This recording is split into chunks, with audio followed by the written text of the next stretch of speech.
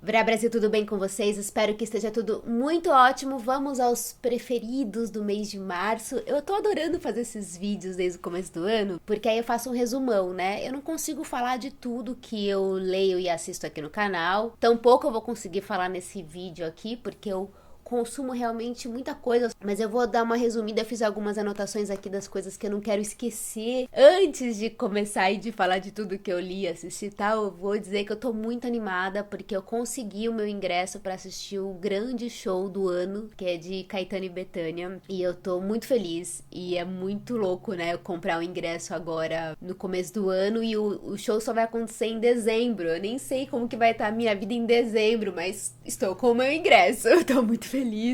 Quero saber até se alguém aqui conseguiu ingresso pra esse show. Eu já fui a muitos shows do Caetano. Da Bethânia, eu só fui em um show dela, que foi um show muito específico, em que ela declamava poemas, então não foram com as músicas, mas foi um momento maravilhoso, porque a Bethânia recitando é muito mágico, né? Ela tem um poder com as palavras que é maravilhoso, assim, não tem como. E a Bethânia é uma cantora que ela tem um lado de atriz muito forte, muito potente, e acaba sendo um momento bastante teatral, é muito bonito. Eu vou começar falando de literatura. Eu fui num evento esse mês da Companhia das Letras, que foi pro lançamento de um livro do Rafael Montes. Esse livro também virou filme, que estreou nos cinemas recentemente. Eu ainda não assisti. Eu acho que eu vou esperar pra assistir esse filme em casa, porque não é muito a minha vibe de filmes que eu vejo no cinema.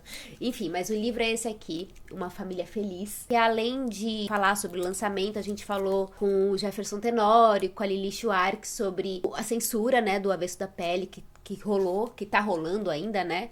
Que, aliás, a censura, ela veio como uma forma de divulgar o trabalho do Jefferson Tenório, e as vendas subiram 400%, que é maravilhoso, lógico que é maravilhoso, mas eu sempre fico me questionando por que que as pessoas, para fazer sucesso, para serem reconhecidas, precisa vir desse lugar tão fúnebre, sabe? Tão trevoso. É maravilhoso que ele foi reconhecido, né? Que ele ficou ainda mais conhecido do que ele já era. Dificilmente explode as bolhas, e nesse caso a gente conseguiu explodir uma bolha e muitas pessoas ficaram curiosas para ler, porque o que é proibido é mais gostoso. E vai entender o ser humano, né, gente? Enfim, precisa de uma grande polêmica, crime ser cometido, né, de censura, pra gente chegar na obra desse artista. É maluco pensar como tem tanta gente aí boa, talentosa, trabalhando e que não é reconhecido, e aí basta ter uma polêmica pra coisa mudar a chave. Pra gente pensar sobre isso, né, como a gente gosta daquilo que parte desses lugares esquisitos, né? E aí, nesse evento, eu tinha a possibilidade de escolher 2 livros, e aí eu escolhi 2 livros que a editora lá da companhia me indicou, porque a maioria deles, na verdade, eu recebo em casa, então esses daqui eu não tinha recebido. Um deles eu já fiz vídeo aqui pro canal, que é o Coelho Maldito, da Bora Chung, que é uma escritora sul-coreana. São 10 contos que vão permear aí o universo do terror, da fantasia, tem um pouco de ficção científica também. Eu falo bastante sobre esse livro no vídeo que eu fiz, e vale a pena. Eu vou deixar aqui na descrição para vocês conhecerem um pouco mais, mas eu coloquei na minha lista de um dos melhores livros que eu li nesse primeiro trimestre do ano, né? O outro livro que eu peguei lá no evento da companhia foi o Cupim, essa capa aqui vermelha. A gente tá na vibe vermelha aqui no Vratatá. Essa escritora do livro chama Laila Martinez, que é uma espanhola. Me parece que é um livro também que vai mais para esse lado do horror, do terror psicológico. Tá aqui, da Mariane Henriquez, Uma Casa de Sombras e Mulheres Feita de Vingança e Poesia. Eu não comecei a ler esse livro, eu vou começar a ler ele hoje, pra ser bem honestona.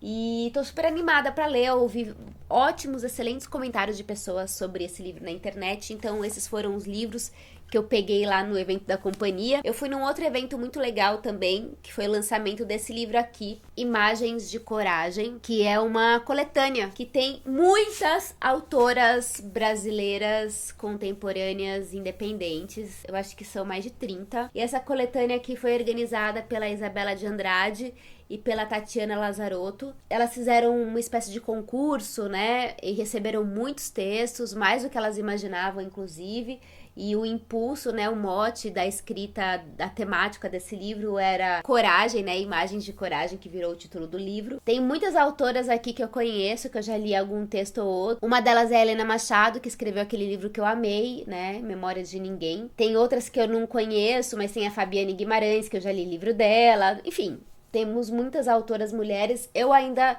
não comecei a ler esse livro, mas é um livro enorme, grossão.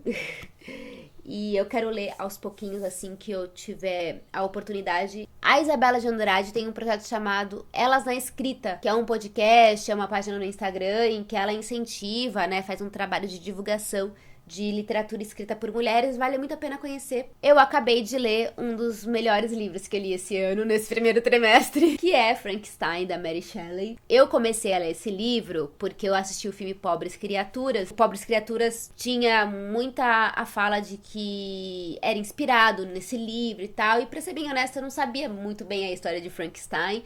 Eu até tinha assistido há muito tempo um filme, né, falando sobre a vida dela, mas eu não tinha conhecimento da história em si. E eu fiquei muito impressionada com a literatura dessa mulher. Não é à toa que é um clássico, aquele clichê, né, um clássico, é importante ler os clássicos, e às vezes a gente esquece por que lê clássicos, né?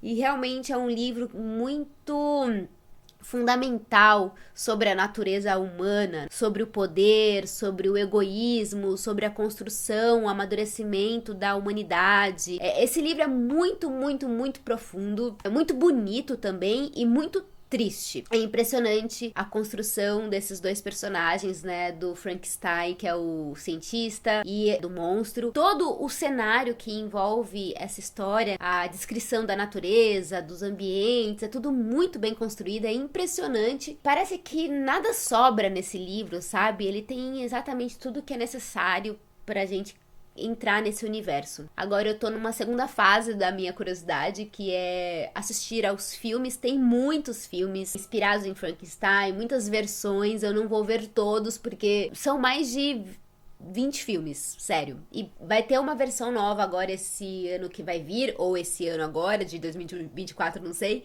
do Guilherme Del Toro, que tem tudo a ver com ele, esse universo de fantasia, né, de horror, enfim. E depois eu vou fazer um vídeo falando sobre ele, porque eu acho que merece o registro aqui no Vratatá, falando sobre essa história que tem a ver com tantas coisas contemporâneas. É um livro que ele não envelheceu. É isso, ele tá vivíssimo aqui. Só pra não sair muito desse tema da literatura, se alguém aqui me acompanha no Instagram ou não me acompanha ainda, eu acho que vale muito a pena ir lá no meu Instagram, porque nesse mês de março que passou, eu fiz uma homenagem a mulheres que são mulheres artistas e inspiradoras pra mim, na minha vida artística. Então, eu fiz reels contando um pouco das histórias, tem textos que eu li, e diversas mulheres, Hilda Ilst, a Bruna Mitrano, Aline Bey, Bell Hooks, Carola Saavedra, Fernanda Montenegro, Clarice Lispector, Matilde Campilho, Ana Cristina César, Carolina Maria de Jesus e Lígia Fagundes Telles. Então tem vários pequenos vídeos, são vídeos bem curtos mesmo, falando sobre essas mulheres. E aí eu quero falar um pouquinho dos filmes que eu assisti. Eu assisti bastante coisa esse mês, eu não vou falar de todos, eu vou falar alguns pontuais que me marcaram por determinados motivos. O primeiro deles é um documentário bastante pesado. É um documentário com muito gatilho, então não é pra qualquer um, pra qualquer uma, principalmente porque eu acho que afeta mais as mulheres, mas os homens deveriam assistir esse documentário, que chama Incompatível com a Vida. É de uma documentarista chamada Elisa Capai. Ela já fez alguns documentários premiados, inclusive. Esse documentário tá disponível na MUBI, e eu assisti porque eu acompanho com muita frequência o podcast da Rádio Novelo, Apresenta, que é um podcast maravilhoso, eu não perco nenhum episódio, são histórias incríveis, todos os temas possíveis e imagináveis, e eles têm um episódio chamado Lugar Nenhum, em que a Elisa conta a história desse filme. A Elisa é uma documentarista que ela nunca se coloca como protagonista das suas histórias, dos seus documentários, mas nesse caso aqui é um caso específico em que ela engravida, né, ali o seu companheiro engravidam, e ela tá muito entusiasmada com essa gravidez, com muita expectativa, porque ela já tá com, acho que 40 ou 40 e poucos anos, então é uma das últimas possibilidades de tentativa de ter um bebê, né, de forma natural, né, vamos dizer assim. E aí ela descobre, no meio desse processo da gravidez, que o filho dela não vai ser compatível com a vida, né, ele vai nascer com uma questão no cérebro, de uma formação. Se nascer, ele vai viver alguns segundos fora da barriga, ou ele pode ser que nasça morto, enfim. E essa é uma situação bastante comum, acontece com muitas mulheres, e ela resolve fazer um documentário sobre esse tema. Ela começa a filmar a gravidez dela como uma espécie de diário, de blog, né, de vlog da gravidez dela, e ela vai filmando os dias. Só que quando ela recebe essa notícia, ela resolve continuar filmando, e é um momento muito duro, é muito difícil, e esse documentário vai falar de todo esse processo de descoberta de que talvez você tenha que fazer um aborto, porque o seu filho vai nascer morto, né, praticamente. Então é uma decisão, o momento da decisão, se ela deve ou não tirar, como que é tirar esse bebê. E ela vai nesse documentário em busca de várias mulheres que passaram por essa situação, para entender como que isso funcionou para cada uma das mulheres, e para inclusive falar desse luto que se tem, né, quando você perde uma criança que nem chegou a nascer. É bastante pesado o filme, mas eu acho que ele é importante para discutir algumas coisas e para inclusive falar dessa invisibilidade do luto das mães que perderam esses bebês. Porque é um luto que se vive e que a sociedade pouco considera, sabe? 3 filmes que eu assisti, que todos estão na MUBI, tá? O Sweat, que é o Suor, né? Um filme polonês de 2020, que é de um diretor chamado Magnus von Horn. E esse filme é muito interessante para quem é curioso com esse universo dessas grandes influencers digitais, sabe? Dessas pessoas que têm muitos seguidores, né? Que não é o meu caso. Ainda bem, porque é muito complicado esse lugar desses milhões de seguidores, essa vida muito exposta, enfim. Vai falar da história dessa mulher, que ela é uma influencer digital de saúde, né? Ela é uma mulher que trabalha o fitness, né? Ela faz exercícios na internet e incentiva as pessoas a terem uma qualidade de vida melhor, a fazer atividade física. E aí a gente vai ver todo o por trás da fama, né? A vida difícil que ela tem, o vazio, as contradições do universo da fama versus o vazio existencial, as suas questões familiares, enfim, é um filme que retrata esse universo de uma forma que eu achei bastante interessante. Eu gostei muito da atriz, que se chama Madalena Kolensky. E eu tô recomendando esse filme principalmente por conta da atriz, porque eu acho que ela manda muito bem na atuação nesse filme. Um outro filme que eu vi na MUBI, que saiu já da MUBI de cartaz, né, porque os filmes lá ficam um tempo e saem, foi O Dente Canino, do Yorgos Lanthimos, que é do mesmo diretor de Pobres Criaturas. Eu achei um filme fantástico, gente. Se vocês puderem procurar esse filme em outro lugar, em outra plataforma, vai contar a história de uma família, que é o pai, a mãe e 3 filhos. Só que esses 3 filhos, eles vivem presos dentro de casa. O pai, ele cria os filhos de uma forma super protegida e de uma maneira muito esquisita. Um tratamento até meio que militar, e eles escondem várias coisas do mundo desses filhos, sabe? Então, palavras que eles consideram obscenas, coisas que eles consideram ruins do mundo, eles não querem transmitir pros filhos. E eles inventam uma anedota lá que só quando cair o dente canino que eles vão poder sair dessa casa e viver um mundo, né, como ele é lá fora. Muito esquisito esse filme, muito incômodo, é pesado. Por que a gente quer esconder algumas coisas que são do mundo na criação dos filhos? Como que é essa educação que é reacionária, que poda, né? Que é alienante, na verdade. Vai trazer alguns gatilhos também, porque o Yorgos Lanthimos não é leve. E eu assisti mais 2 filmes também que eu gostei muito. O Dona Flor e Seus 2 Maridos, que é de 1976, direção do Bruno Barreto. E eu vi que o roteiro é do Eduardo Coutinho, que é um cineasta que eu gosto muito, com a Sônia Braga, com o José Wilker. Tem uma essência nesse cinema antigo do Brasil que é muito bonito. Eles são filmes muito simples, com atores sensacionais. O filme, ele se sustenta por uma boa direção de arte, né, de fotografia, pela direção geral, pelos atores e pela história, que é muito boa, do Jorge Amado. O filme ele se sustenta com, entre aspas, muito pouco, sabe? Sem efeitos, sem grandes mirabolâncias. Tem esse elemento fantástico, né? Do morto que volta pra vida. E não precisa de muito pra gente acreditar. Porque o que a gente quer, na verdade, que a gente quer nada, que eu gosto de ver no cinema, são histórias bem contadas. Não precisa de muito pra contar uma boa história, sabe? E eu assisti também o Priscila, da Sofia Coppola, que eu adoro essa diretora, né? Acho que ela trabalha os silêncios, a delicadeza, a construção dos cenários da Sofia são muito bonitas, né? Ela trabalha nos detalhes, os cenários são bastante importantes para a construção das personagens. E Priscila vai contar a história da esposa do Elvis Presley. E ela constrói nesse filme uma casinha de bonecas mesmo da Priscila, né? No ambiente totalmente opressor que ela vivia, né?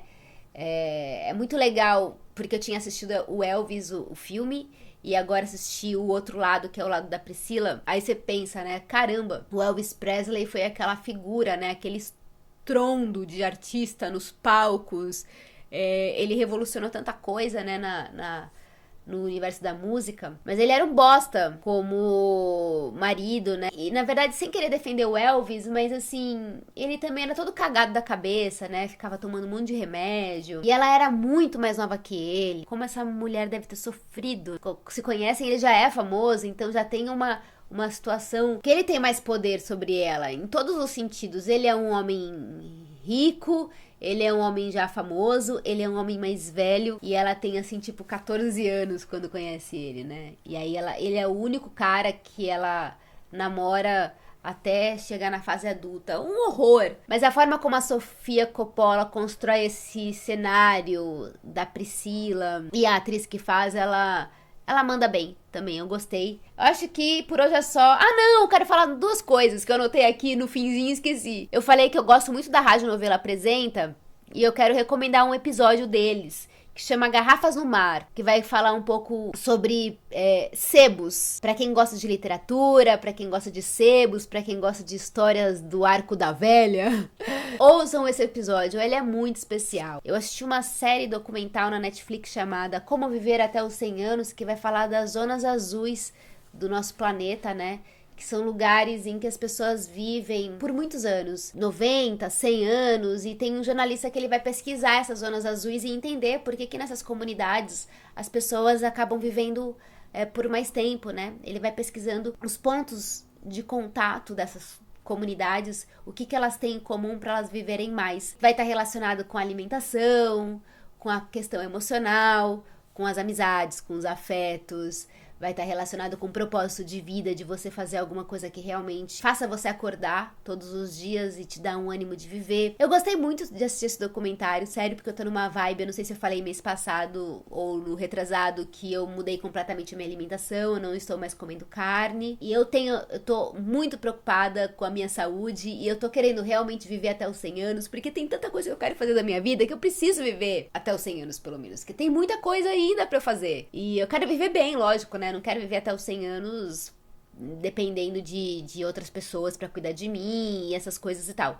Então eu tenho me interessado muito por esses documentários, assim, que falam de saúde, de alimentação, de bem-estar. Pode até me indicar aí coisas que eu vou aceitar sugestões. Se você assistiu esse vídeo até aqui, escreve aí nos comentários batata frita. É isso, minha gente. Espero que vocês tenham gostado. Como sempre, se você quiser, escreva aí embaixo nos comentários as coisas que vocês andaram lendo, assistindo, escutando, se vocês foram em shows, enfim, tudo de cultura que vocês andam fazendo. Contem aí pra mim. E a gente se vê no próximo vídeo. Um beijo imenso e tchau!